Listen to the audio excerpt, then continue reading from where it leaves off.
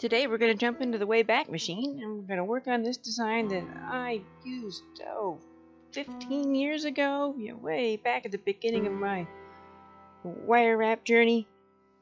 It's real simple, easy to make. Anybody can do this. It doesn't take anything fancy. Just some 4mm beads and some doughnuts, and you have yourself a pretty sparkly little pendant. I don't have any extra special directions or tips or tricks for this design. It's pretty simple. You'll be able to see it and do it and no problem. But our Wikipedia article today will be the Church Rock uranium mill spill, which is a nuclear spill that I didn't even know happened back in 1979. And I had a request to do an article on a nuclear spill. So this is what we're going to do. Everybody needs to know about this. So let's get started. The Church Rock uranium mill spill occurred in the U.S. state of New Mexico on July 16, 1979, when United Nuclear Corporation's tailings disposal pond at its uranium mill in Church Rock breached its dam. The accident remains the largest release of radioactive material in U.S. history, having released more radioactivity than the 3 Mile Isle accident 4 months earlier.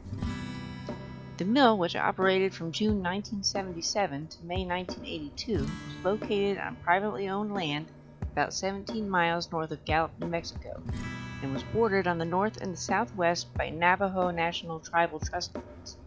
The milling of uranium ore produced an acidic slurry of ground waste, rock, and fluid tailings that was pumped into the tailings disposal area. The breach released more than 1,100 short tons of solid radioactive mill waste and 94 million U.S. gallons of acidic radioactive tailings solutions into the Puerco River through the pipeline Arroyo.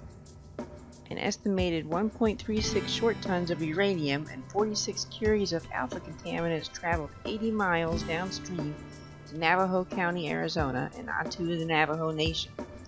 In addition to being radioactive and acidic, the spill contained toxic metals and sulfates. The spill contaminated groundwater and rendered the Puerco unusable to local residents, mostly Navajo peoples who used the river's water for drinking, irrigation, and livestock. They were not warned for days of the toxic dangers of the spill. The governor of New Mexico, Bruce King, refused Navajo Nation's request that the site be declared a federal disaster area, limiting aid to affected residents. The nuclear contamination event received less media coverage than that of 3 Mile Island, possibly because it occurred in a very rural area, not served by major media. The spill also happened in a Native American country among a community that at the time were not predisposed to speaking out. In 2003, the Church Rock chapter of the Navajo Nation began the Church Rock Uranium Monitoring Project to assess environmental impacts of the abandoned uranium mines. They found significant radiation from both natural and mining sources in the area. The EPA National Priorities List currently includes the Church Rock tailings storage site, where groundwater migration is not under control. Dam failure. At around 5:30 a.m. on July 16, 1979, a previously identified crack opened into a 20-foot breach in the south cell of the United Nuclear Corporation's Church Rock temporary uranium mill tailings disposal pond, and 1,100 short tons of solid radioactive mill waste and about 93 million U.S. gallons of acidic radioactive tailings solutions flowed into the pipeline Arroyo, a tributary of the Puerco River. Warnings of an impending spill had been ignored by the state and by the United Nuclear Corporation. Though the uranium mill only bordered the Navajo Nation, the tailings spilled onto the Navajo Nation as they flowed down the Puerco River. The tailings solutions had a pH of 1.2 and a gross alpha particle activity of 128 nanocuries per liter. In addition to radioactive uranium, thorium, radium, and polonium, it also contained various other metals including cadmium, aluminum, magnesium, manganese, molybdenum, nickel, selenium, sodium, vanadium, zinc, iron, and lead, and also high concentrations of sulfates. The contaminated water from the Church Rock spill traveled 80 miles downstream through Gallup, New Mexico, and reached as far as Navajo County, Arizona. The flood backed up sewers, affected nearby aquifers, and left stagnating, contaminated pools on the riverside. As the highly acidic spill traveled downstream, alkaline soils and clays neutralized the acid and absorbed many of the contaminants. The contaminated sediments were gradually dispersed by the river and diluted by clean sediment. In parts of the river system with higher concentrations of contaminants, yellow salt crystals precipitated onto the arroyo bed. These salts, containing metals and radionuclides, were washed away during subsequent rainstorms. Approximately 1 month after the spill, the Puerco River had regained normal levels of salinity, acidity, and radioactivity at low flow levels, with contaminants being detectable only after heavy rains. The EPA reported no long-term effects of the spill, but noted that contaminant levels from the uranium mine effluents and natural sources were environmentally significant. Response. At 6 a.m., a United Nuclear Corporation employee noticed the breach and suspended further discharge of tailing solutions to the holding pond. By 8, a temporary dike had stopped the flow of the residual tailing solutions. Several days after the spill, the Indian Health Services and Environmental Improvement Division of New Mexico warned local residents over the radio and with signs written only in English not to drink water or water livestock at or enter the Puerco River. Many Navajo people of the area speak only Dene, an Athabascan language spoken by 150,000 people on the Navajo Nation. The states of Arizona and New Mexico failed to make their residents immediately aware of the dangers of radiation. United Nuclear Corporation employees were dispatched to warn Navajo-speaking residents downstream in accordance with the state contingency plan, but not until a few days after the spill. The Navajo Nation asked the governor of New Mexico, Bruce King, to request disaster assistance from the U.S. government and have the site declared a disaster area, but he refused an action that limited disaster relief assistance to the Navajo Nation. Although the New Mexico Environmental Improvement Division said the spill's short-term and long-term impacts on people and the environment were quite limited, ponds of uranium-contaminated water lined the Puerco River and seeped into wells.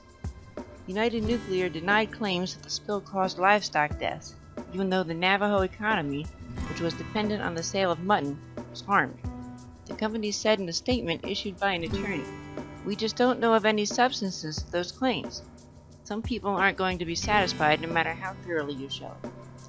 The Navajo Tribal Council's Vice President Frank Paul said of the worst of the spill in U.S. history, somehow United Nuclear Corporation was permitted to locate a tailings pond and a dam on an unstable geological formation. Somehow UNC was allowed to design an unsafe tailings dam not in conformance to its own design criteria. Somehow UNC was permitted to inadequately deal with warning cracks that had appeared over 2 years prior to the date of the dam failed. And somehow UNC was permitted to continue a temporary dam for 6 months beyond its design life. Somehow UNC was permitted to have a tailings dam without either an adequate contingency plan or sufficient men and material in place to deal with a spill. Somehow UNC was permitted to deal with the spill by doing almost nothing.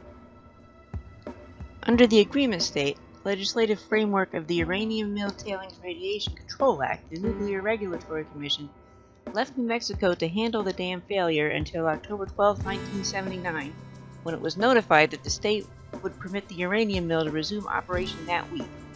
The NRC then suspended United Nuclear's operating license until it could be determined that the embankment was stable. After fewer than 4 months of downtime following the dam failure, the mill resumed operations on November 2, 1979. This resumption further contaminated the groundwater and resulted in the mill site's placement on the EPA's National Priorities List in 1983. United Nuclear made a $525,000 out-of-court settlement with the Navajo Nation a year after the spill. The accident released more radioactivity than the 3 Mile Island accident. The spill has been called the largest radioactive accident in U.S. history, but the Nuclear Regulatory Commission has said that it's This is an overstatement, and that there have been a number of other events that have been more significant in terms of radiological impact. The event was more significant from an environmental perspective than from a human one. Nevertheless, the incident remains the largest single release of radioactive materials into the environment in U.S. history as of October 2020. Causes. The dam formed the southern wall of one of the mill's 3 holding ponds, which were used to evaporate tailing solutions until the remaining solid waste could be buried. From 1967 to 1982, the mill produced an average of 4,000 short tons of tailings every day for a total of 3.5 million short tons. The 35-foot-high embankment was constructed on a deposit of collapsible clayey silty sand, 100 feet deep. United Nuclear used a new sign recommended by the Nuclear Regulatory Commission that used earth rather than tailings themselves as building material. The holding pond was not lined, a violation of the Uranium Mills Tailing Radiation Control Act of 1978. This allowed tailing solutions to seep into the ground, weakening the foundation of the dam and contaminating the groundwater. Horizontal and vertical cracks formed along the southern part of the embankment, allowing the acidic tailing solutions to penetrate and weaken the embankment. A sand beach was constructed to protect the face of the embankment from the tailing solution, but it was not properly maintained. The liquid in the holding pond eventually rose 2 feet higher than the dam's design limit, past the point where the sand beach could protect the dam. The United States Army Corps of Engineers concluded in its report to Governor Bruce King of New Mexico that the principal cause of the failure was differential settlement of the foundation beneath the dam wall, and the report commissioned by the Nuclear Regulatory Commission corroborated this conclusion. Critical variations in tailing pond operation practices and improved procedures contributed further to the dam failure. United Nuclear's Chief Operating Officer, J. David Hahn, blamed the failure of the dam on the pointed shape of the bedrock beneath the embankment, which he said acted as a fulcrum and weakened the dam. In December 1977, independent consultants spotted cracks in the dam wall. 3 months later, United Nuclear sealed the cracks with bentonite and kerosene slurry, but took little or no other action, despite the consultants urging for regular inspections of the dam. Further cracking was noted in October 1978. Neither the facility owner nor the state engineers were formally notified of the cracks, though Arizona Representative Morris K. Udall testified before Congress that at least 3 federal and state agencies had ample opportunity to predict the dam's failure was likely. At the same congressional hearing, the United States Army Corps of Engineers testified that had the dam been built according to legal specifications, the failure would not have occurred.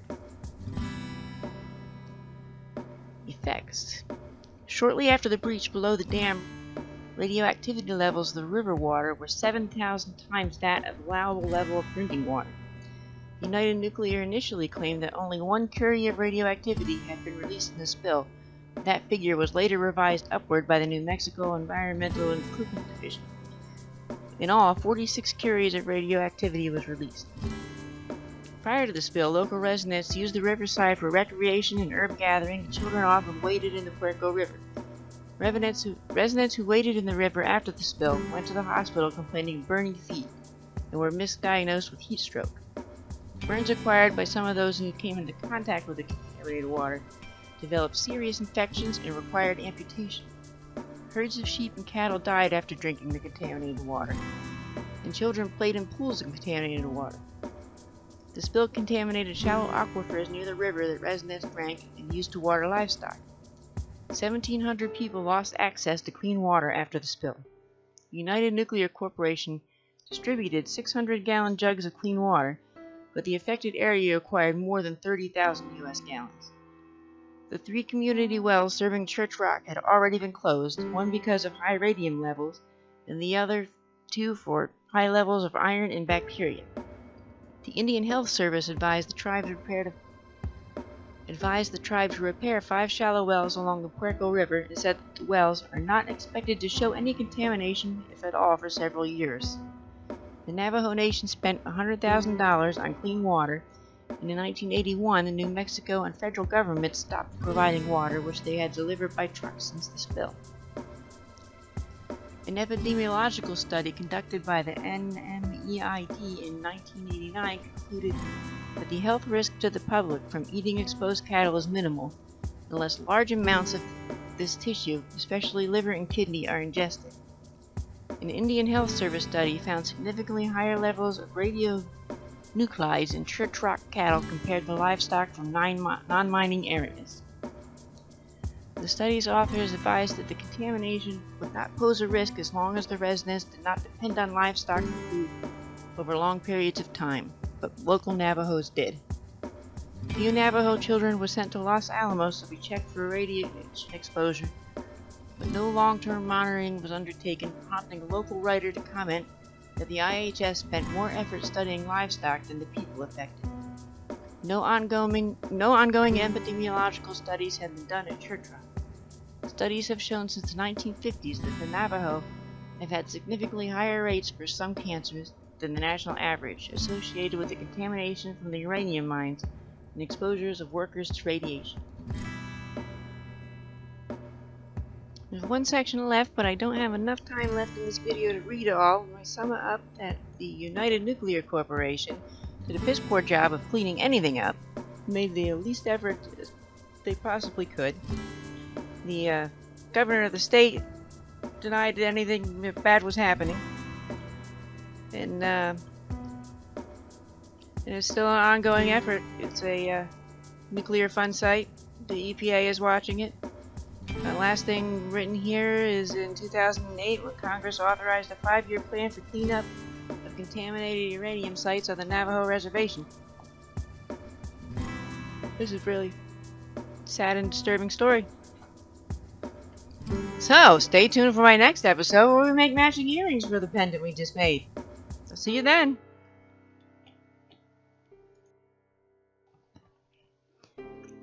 Oh yeah, don't forget to like and subscribe. Like and subscribe. Like and subscribe. Thank you all.